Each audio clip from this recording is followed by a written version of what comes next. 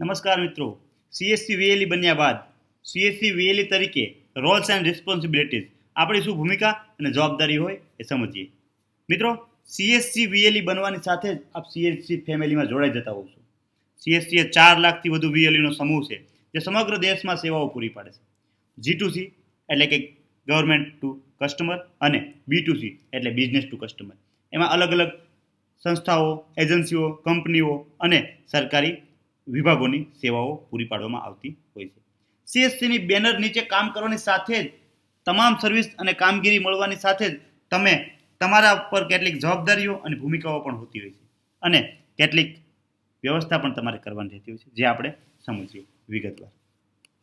મિત્રો, તમારે સૌપ્રથમ બેનર બ્રાન્ડિંગ કરવાનું રહેશે.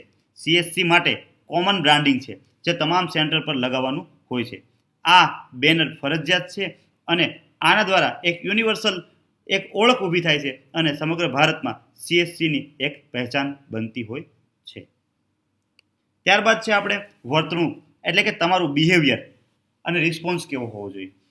તમારી પાસે જે ગ્રાહક અથવા લાભાર્થીઓ આવે તો તેમને હસતા મોઢે જવાબ આપી અને સરસ મજાની માર્ગદર્શનની માહિતીની એમની સાથે આપલે કરો, એમને સમજો, એમને શું સર્વિસની જરૂરિયાત છે તે સમજી એમને પૂરી પાડી અને યોગ્ય રીતે એ તમારી પોઝિટિવ અને એનર્જેટિક વાત લઈ અને બીજી વખત પુનરાવર્તન કરે, તમારી પાસે આવે એ પ્રકારની વ્યવસ્થા કરી અને સરકારની અને તમારી સેવાઓ તેમની પાસે પહોંચે એવી તમારી વ્યવસ્થા કરવી જોઈએ. ત્યારબાદ છે તાલીમ અને સ્કિલ એટલે કે તમારે તમારા પોતાના સેલ્ફ ડેવલપમેન્ટ માટે તમારા જિલ્લા મેનેજરશ્રી અથવા તો સ્ટેટ ટીમ દ્વારા વારંવાર અલગ અલગ વિભાગો પર ઈ વેબિનાર, વિડીયો કોન્ફરન્સ અને ફિઝિકલ તાલીમ તાલુકા કક્ષાએ અને જિલ્લા કક્ષાએ આયોજન કરવામાં આવતી હોય છે. તે તાલીમોમાં તમારે ભાગીદારી લેવી જોઈએ, ત્યાં જવું જોઈએ અને ત્યાંથી અવનવી માહિતી મેળવી અને તેનું ઇમ્પ્લિમેન્ટેશન લોકો માટે કરતું રહેવું જોઈએ.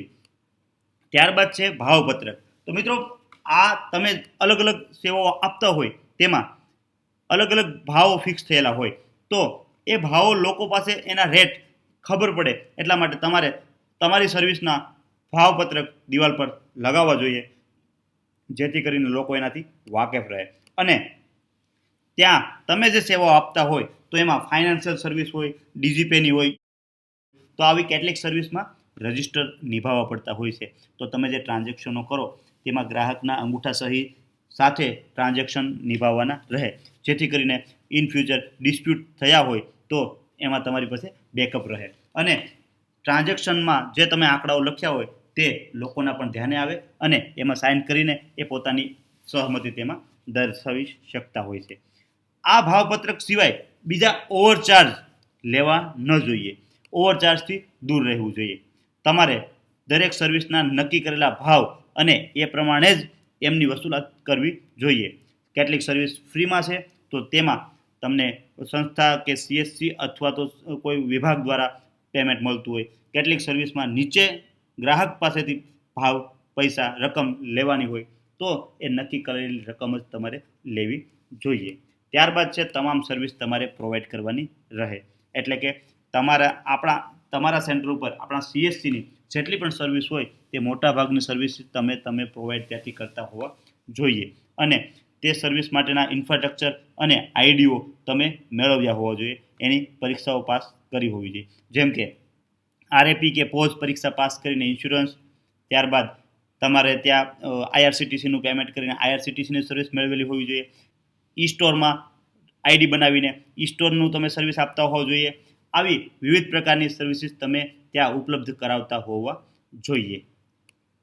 ત્યારબાદ છે સરકારી કેમ્પ અને મિશન. જેમ કે કેટલીક સર્વિસ એવી હોય કે જે ટૂંક સમયમાં ઘણા બધા લાભાર્થીઓને પહોંચાડવાની હોય. ઈ શ્રમ છે, આયુષ્યમાન કાર્ડ છે, પીએમ કિસાન, ત્યાં ઈ કેવાયસી છે, માનધન કાર્ડ કાઢવા છે, એસવાયએમ કાર્ડ કાઢવા છે. તો આવી ઘણી બધી સર્વિસ એવી હોય કે જે ટૂંકા ગાળામાં અને બહોળા વર્ગને સમાવેશ કરવાનો હોય, સમય મર્યાદામાં અને પ્રાધાન્ય આપીને પૂરી કરવાની હોય તો આમાં કેમ્પ અને મિશન મોડમાં કામ કરીને પણ તમારે આ પ્રકારનું કામ કરતું રહેવું જોઈએ. આ બધા કામની સાથે મિત્રો આશાઓ અને અપેક્ષાઓ પણ કેટલીક હોય છે.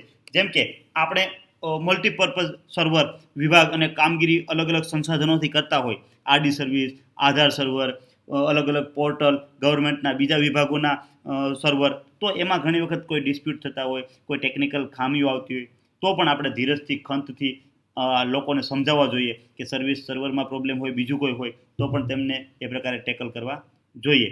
આ સિવાય પણ ઘણી વખત કોઈ ટેકનિકલ ખામી સિવાય પણ ગ્રાહકોને કોઈ અગવડતાઓ પડતી હોય, તો તે વિભાગના પરિપત્રો અને આ જીઆર બીજાનો આધાર લઈને પણ કામ કરતા રહેવા જોઈએ. લોકો સીએસસી સાથે જોડાયેલા હોય, એમ સરકારી યોજનાઓ સાથે જોડાયેલા હોય, તો અલગ અલગ વિભાગના કામોની જવાબદારી તમારા પર હોય, તો તમારે લોકોને સેવા આપવી જોઈએ અને વિભાગના, સંસ્થાઓના, કંપનીઓના કે કોઈ પણ પ્રકારના કામોને લોકો સુધી પહોંચાડવા જોઈએ.